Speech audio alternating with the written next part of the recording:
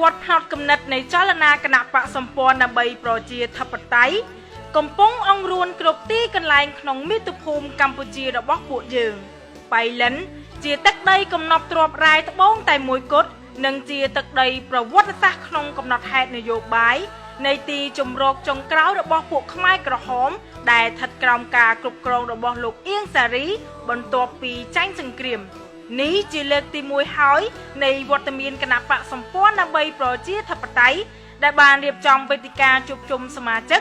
និងអ្នកគាំទ្រប្រមាណជាង 2000 នាក់នៅលើខេត្តដែលទើបតែបំបែកខ្លួនពីខេត្តបាត់ដំបងមួយនេះផ្ដើមក្នុងចំណាប់អារម្មណ៍ដំបូងភ្លាមលោកខឹមវាសនាបានចាត់ទុកក្រុមពួកអ្នកនយោបាយទាំងចាស់ទាំងថ្មីថាអ្នកណាមួយដែលប្រឆាំងនឹងចលនារបស់ប្រជាពលរដ្ឋក្នុងការទៅដណ្ដើមអំណាចរកភាពជាម្ចាស់ប្រទេសគឺជាជនផ្ដាច់ការមិនតែប៉ុណ្ណោះលោកបានប្រកាសប្រឆាំងនឹងរបបផ្ដាច់ការដែលបដិសន្ធិទាំងចាស់ទាំងថ្មីនៅលើទឹកដីកម្ពុជាសប្តាហ៍ថ្ងៃថែមទៀតផងយើងគ្មានលុយចែកអំណោយហើយបើយើងមានក៏យើងអត់ចែកដែរពីព្រោះអ្វីដែលយើងនាំប្រជាប្រដ្ឋធ្វើគឺជាផលប្រយោជន៍របស់ពួកយើងទាំងអស់គ្នាដែលខុសអំពីគណៈបកដទៃទៀតគេប្រមូលក្បាលគ្នាដើម្បីផលប្រយោជន៍របស់ពួកគេដូច្នេះគេចូលលុយទិញក្បាលរៀងអញ្ចឹងហើយចំណែកពួកយើងគៀងកគ្នាដើម្បីបង្កើតសុខបិនរួមដែលជាផលប្រយោជន៍របស់ពួកយើងទាំងអស់គ្នាអ្នកណាមួយមកប្រឆាំងជាមួយនឹងចលនាចង់បានអំណាចរបស់ប្រជាប្រដ្ឋអ្នកនឹងគឺជាអ្នកគ្រប់គ្រងរបបផ្ដាច់ការពីព្រោះអ្វីដែលយើងចង់ធ្វើគឺយើងចង់បង្កើតសង្គមរបស់ពួកយើងអ្នកណាមកប្រឆាំងនឹងការបង្កើតសង្គមរបស់ពួកយើងគឺជាជនផ្ដាច់ការគឺជាអ្នកគ្រប់គ្រងនៅអំពើផ្ដាច់ការយើងប្រឆាំងរបបផ្ដាច់ការទាំងចាស់ទាំងថ្មីទាំងចាស់ទាំងថ្មីបងប្អូនត្រូវឲ្យយល់យើងប្រឆាំងជាមួយនឹងរបៀបនៃការកាន់ការងារប្រទេសជាតិបែបផ្ដាច់ការបែបត្រួតត្រាទាំងចាស់ទាំងថ្មីយើងទាំងអស់គ្នាត្រូវការអំណាចក្នុងដៃរបស់ពួកយើងត្រូវការរដ្ឋអំណាចមួយរដ្ឋាភិបាលមួយដែលជារដ្ឋាភិបាលតំណាងអំណាចនៅក្នុងការទាញអ្នកតំណាងត្រូវស្ថិតនៅក្នុងកណ្ដាប់ដៃរបស់ពួកយើងជាអចិន្ត្រៃយ៍ប៉ុន្តែបងប្អូនមើលសប្តាហ៍ថ្ងៃមើលគឺជារដ្ឋបាលត្រួតត្រាយើងប្រឆាំងជាមួយនឹងរដ្ឋបាលត្រួតត្រាយើងត្រូវការរដ្ឋបាលមួយដែលសិទ្ធិនឹងអំណាចជាម្ចាស់ស្ថិតក្នុងកណ្ដាប់ដៃរបស់ពួកយើងជាអចិន្ត្រៃយ៍សម្ព័ន្ធដើម្បីប្រជាធិបតេយ្យនិងសិទ្ធិសេរីទាំងអស់គ្នាវេទិកាជួបជុំសមាជិកនិងអ្នកគាំទ្រនេះប្រារព្ធធ្វើឡើងនៅតាមបណ្ដោយផ្លូវជាតិលេខ57ក្នុងភូមិអូតពុកក្រោមសង្កាត់ទូលវាក្រុងបៃលិនខេត្តបៃលិនកាលពីព្រឹកថ្ងៃអាទិត្យទី9ខែមេសាលោកប្រមុខគណៈបកខឹមវាសនាបានអះអាងថាពលរបស់គណៈបកសម្ព័ន្ធដើម្បីប្រជាធិបតេយ្យគឺខុសពីអ្នកគាំទ្រគណៈបកដទៃដែលតរតែប្រើលុយឬចែកអំណោយទើបមកចូលរួមក្នុងចលនានយោបាយខ្លួនប៉ុន្តែសម្រាប់សម្ព័ន្ធវិញគឺមិនដែលខ្វល់សោះឡើយចំពោះអ្នកគាំទ្រព្រោះតែការយល់យ៉ាងច្បាស់ថាពួកគេមកចូលរួមគឺផ្ដើមចេញពីមនោសញ្ចេតនាដែលខ្លួនមានចំពោះពូជសាសន៍របស់ពួកគេបើទោះបីជាគណៈបកមួយនេះមានជីវភាពក្រីក្រពិតមែនប៉ុន្តែមិនដែលថោកលើកដៃសុំសន្លឹកឆ្នោតគេនោះទេនេះគឺជាចំណុចខ្លាំងរបស់ពួកយើងដែលពួកយើងជាកូនអ្នកក្រីក្រគ្មានលុយទៅចែកបងប្អូនប៉ុន្តែយើងហ៊ានធ្វើនយោបាយប្រឆាំងជាមួយនឹងអ្នកមានលុយហេតុអីបានយើងហ៊ានប្រឆាំងពីព្រោះអ្វីដែលយើងនាំប្រជាប្រដ្ឋធ្វើគឺជាផលប្រយោជន៍របស់ពួកយើងទាំងអស់គ្នានៅចាំពេលតែប្រជាប្រដ្ឋយល់ទេកាលណាប្រជាប្រដ្ឋយល់គ្មានពីណាឈ្នះចលនារបស់ពួកយើងទេពីព្រោះកន្លងមកប្រជាប្រដ្ឋគ្មានបកទេប្រជាប្រដ្ឋអត់មានបកខ្លួនឯងទេដើមតែសម័យ LDP ទេដែលពួកយើងជាអ្នកក្រីក្រជាអ្នកដែលត្រូវបានគេត្រួតត្រាប្រមូលគ្នាបង្កើតគណៈបករបស់ពួកយើងឡើងដោយសារយើងច្បាស់ នៅអ្វីដែលយើងកំពុងតែកាន់ក្នុងដៃយើងធ្វើដំណើរទៅគ្រប់មូលដ្ឋាន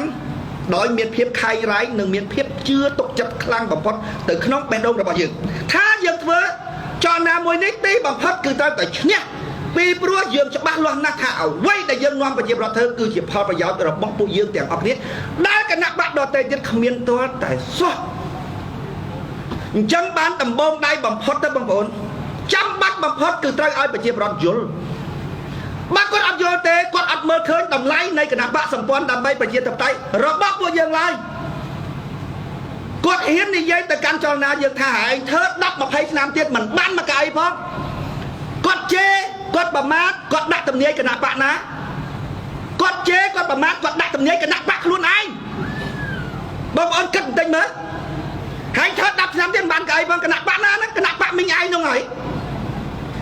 យើងធ្វើដើម្បីផលប្រយោជន៍របស់ពួកអ្នកលហាមទាំងអស់គ្នាហ្នឹងមីងឯងចង់ឲ្យគេត្រួតត្រាមកយកហ៎មីងមើលយន្តការ8ចំណុចរបស់យើងមើលកាត់បន្ថយអំណាចអ្នកកាន់ការងារស្រុកទេសដើម្បីធានាភាពជាម្ចាស់នៅលើទឹកដីរបស់យើងជាអចិន្ត្រៃយ៍អញ្ចឹងបានគណៈបកសម្ព័ន្ធដើម្បីប្រជាធិបតេយ្យអត់សំខាន់ទេរឿងសិលឹកឆ្នោតសំខាន់គឺប្រជាប្រដ្ឋយល់កាលណាគាត់យល់ពីតម្លៃរបស់យើងគាត់ចូលរួមធ្វើហើយតែយល់ហើយទៅរកអាអិនណាមកតាក់យកខ្សែមកតាក់កកគាត់ទៅគាត់ទៅមិនទៅទេពីព្រោះអីគាត់យល់ច្បាស់ថាអ្វីដែលគាត់កំពុងធ្វើជាផលប្រយោជន៍របស់គាត់ហើយអាណាមកតាក់គាត់យកទៅសិតតែដើម្បីបោកគាត់ដើម្បីផលប្រយោជន៍របស់ពួកគេអញ្ចឹងហើយបានអ្នកយល់គណៈបកសម្ព័ន្ធដើម្បីប្រជាធិបតេយ្យគ្មានពីណាមកអូសទាញបានទេបងប្អូនចាំពាក្យខ្ញុំនៅចាំតែពេលវេលាទេទីបំផុតគ្មានពីណាឈ្នះគណៈបកសម្ព័ន្ធដើម្បីប្រជាធិបតេយ្យទេហើយមិនត្រឹមតែឈ្នះពេលឥឡូវឈ្នះតែម្ដងខ្ញុំស្ទើរតាមប្រើពាក្យថាអត់មានគណៈបកប្រឆាំងកើតមកទៀតទេឈ្នះតែម្ដងឈ្នះរហូតអត់មានទៅវិញទេពីព្រោះប្រជាប្រដ្ឋតែយល់ហើយបងប្អូនតែយល់ហើយបងប្អូនអត់មានអាណាធ្វើឲ្យល្ងឹតវិញបានទេបើលឺដេញភាពល្ងឹតចេញបានល្ងឹតបើកភ្លើងភ្លឺដេញភាពល្ងឹតចេញបានកំពុងតែភ្លឺឲ្យយកភាពល្ងឹតមកដេញអញ្ជើញយកមកដេញតែយល់រួចហើយហែងតែប្រឡប់តែបញ្យល់មកទៅវិញអត់ទេអត់ទៅវិញទេអញ្ចឹងបានពលសម្ព័ន្ធណា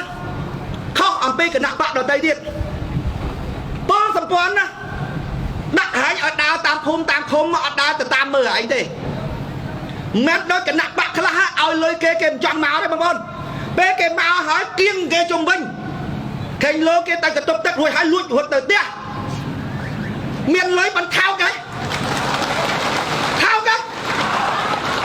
សម្ព័ន្ធណាមិនដែលគៀងកណាទេបងប្អូនមកដោយស្ម័គ្រចិត្តមានតែលួចមកទៀតផងនោះឯនោះគេកំពុងប្រជុំឯនោះទៅចូលរួមមកផ្លែតដើម្បីឲ្យគេឃើញមុខឬទៅយកលុយសិនរួចហើយលួចមករកចូលសម្ព័ន្ធនេះឡូយសឿងបឿងសម្ព័ន្ធសឿងបឿងអញ្ចឹងគណៈបកអ្នកក្រណាបិណ្ឌគណៈបកថ្លៃថ្នូរណាកូនមានពូជកូនមានកណាត់យើងច្បាស់លាស់ថាអ្វីដែលយើងកំពុងតែនាំបងប្អូនធ្វើគឺជាផលប្រយោជន៍របស់ពួកយើងទាំងអស់គ្នានៅចាំតែពេលវេលានេះបងប្អូនកាលណាប្រជាប្រដ្ឋយល់គ្មានអាណាឈ្នះគណៈបកសម្ព័ន្ធដើម្បីប្រជាធិបតេយ្យទេហើយបើយើងឈ្នះខ្ញុំស្ទើរតែនិយាយថាអត់គណៈបកប្រឆាំងមកអត់មកនឹងអាណាមកប្រឆាំងជាមួយនឹងការពិតអាណាមកប្រឆាំងជាមួយនឹងអំពើល្អប្រជាប្រដ្ឋគាត់មានបកគាត់ហើយនោះអត់មានត្រឡប់ទៅវិញទេហើយបងប្អូនមើលស្រុកខ្មែរមានតែផ្លូវមួយហ្នឹងឯងដែលអាចយកឈ្នះគណៈបកប្រជាជនបានសម្ព័ន្ធដើម្បីប្រជាធិបតេយ្យលើសិទ្ធិសេរីទាំងអស់គ្នាកែខ្នត់កែកំណត់រលាប្រជាមានតែបញ្ហាប្រពន្ធវាអត់អស់ណាសំឡេងសន្ធឹកនៃស្នូលទះដៃឥតដាច់បន្ទាប់ពីលោកខឹមវាសនានិយាយបែបចំអកលេងសើចថាវាប្រកាសជាសម្ពាយកម្មរបស់ប្រជាពលរដ្ឋខ្មែរហើយប្រសិនបើការជាប់ឆ្នោតជាសម្ពាយបនរបស់អ្នកនយោបាយដោយទៅនឹងការលើកឡើងរបស់លោកសុកអេសានអ្នកនាំពាក្យរបស់គណៈបកកណ្ដាលអំណាចដែលបានលើកឡើងការពីពេលថ្មីនេះថាបើអាណត្តិក្រោយនេះគណៈបកប្រជាជនកម្ពុជានៅតែបន្តជាប់ឆ្នោតនោះជាសម្ពាយបនរបស់បកខ្លួន ពីនាងខ្ញុំធនិនម៉ារ៉ាទីធ្វើសេចក្តីរាយការណ៍ពីខេត្តបៃលិន ដូចអ្នកនាំពាក្យរបស់គណៈបកប្រជាជននិយាយថាម៉េចទេបើគណៈបកប្រជាជនជាប់អាណត្តិនឹងទៀតនឹងជាសម្ពាយបុណ្យរបស់គណៈបកប្រជាជនណាខ្ញុំថាតាអ្នកនយោបាយបានសម្ពាយបុណ្យហើយអាប្រជាពលរដ្ឋហ្នឹងបានសម្ពាយកម្មហើយចាំតើ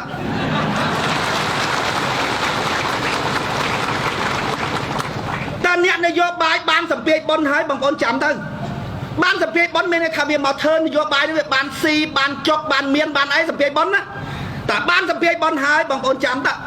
បងប្អូនបានសម្ពាយបាបហ្នឹងហើយតែវាបានបុណ្យបងប្អូនបានបាបហើយ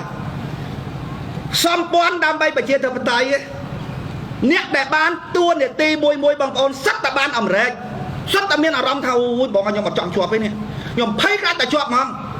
គៀងវាមួយមកបានឆោបងប្អូនអត់មានដណ្ដើមគេឈរដោយគណៈបកសង្គ្រោះបន្ទាន់ឬគណៈបកស៊ីភ័យឡើយអត់មានទេ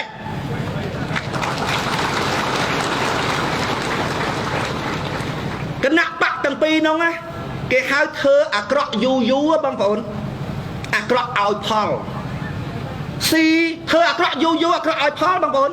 ពាក្យខ្មែរគេថាម៉េចទេភូតច្រើនចាញ់អាត្មាភូតច្រើនណាច្រើនចាញ់អាត្មានៅពេលដែលគណៈបកសម្ព័ន្ធដើម្បីប្រជាធិបតេយ្យយើងបញ្យលប្រជាប្រដ្ឋទៀតបញ្យលដល់បញ្យលបាច់សាច់គំនិតទៅអានឹងល្អឲ្យផលណាយើងសំសេចក្តីល្អរបស់យើងចេះតែបាច់គំនិតទៅដល់ពេលឥឡូវប្រជាប្រដ្ឋមើលឃើញកាលពីមុនណាហត់តែឲ្យគាត់ហ្នឹងប្រជាប្រដ្ឋមើលឃើញថាអំណោយដល់ពេលយើងបញ្យលយូរប្រជាប្រដ្ឋមើលឃើញថានុយគាត់មើលឃើញថានុយអញ្ចឹងបានមិនស៊ីស្រួលដូចមុនទេ CPP មានន័យថាស៊ីឲ្យដេក PP ឥឡូវស៊ីភ័យអត់មាន CPP ទេឲ្យបដាភ័យបដាស៊ីបដាភ័យបដាហេអញស៊ីឲ្យហើយស៊ីដែរហេភ័យដូចស៊ីភ័យហើយឲ្យហើយអត់ទុកចិត្តទៀតឥឡូវអត់ទុកចិត្តទេអីចែកណោដូចអត់បានការទេឥឡូវយកអស់រួចហើយអត់បានការបងប្អូនដែលឃើញស៊ីត្រីចវាស៊ីនុយចាក់ឆិចរកកន្លែងវត្តអត់ឃើញទេវាអត់ទាញកំសួលយើងលឹបទេចាក់ទាញមកមើលសល់តែផ្លែសៀលីងប្រជាប្រដ្ឋខ្មែរអញ្ចឹងឥឡូវឲ្យយកបោះឆ្នោតដឹងឯណាទេបងស៊ីភ័យ